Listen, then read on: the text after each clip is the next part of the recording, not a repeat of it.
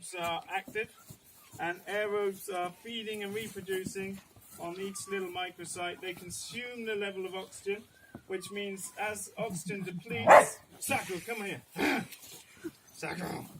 Which means as aerobes fall asleep, anaerobes can get going. So this is really important, right? The aerobes and anaerobes are in the soil all the time. They're not dying, they're just dormant. It's like when we made the compost heap, those thermophiles, they're always omnipresent all over the world. They're just dormant, sitting on a wall for 35 years, and then someone makes a compost pile, and they're like, woo, and off they go.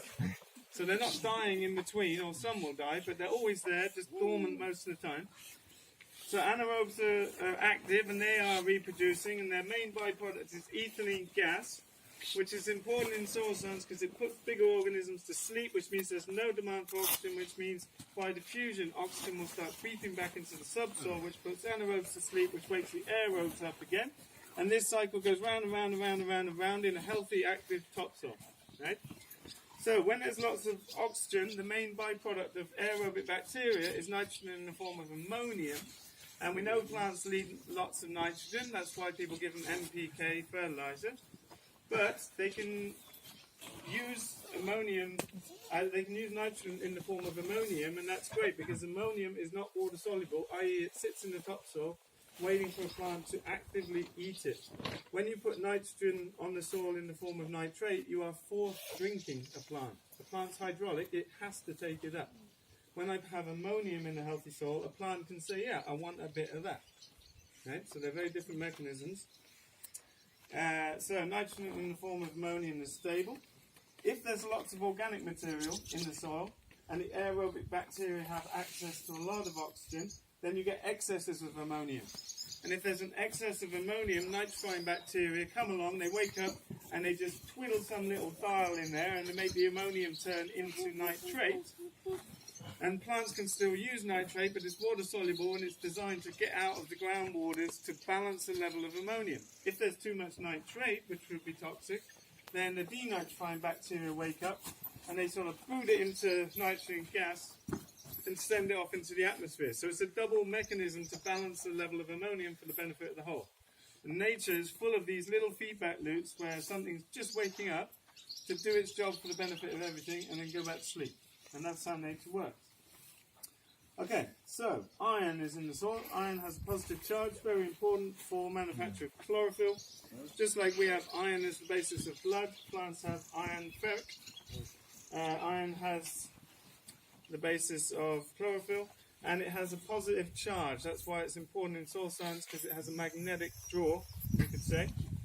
And phosphorus, which is usually in the phosphate form in the soil for photosynthesis, sulfur in the sulfate form, which is important for the aromatic qualities of plants and protein building, and trace elements in all kinds of little minute amounts that plants need, just like our bodies need all kinds of trace elements for different things. They are super into iron in its ferric form and locked down.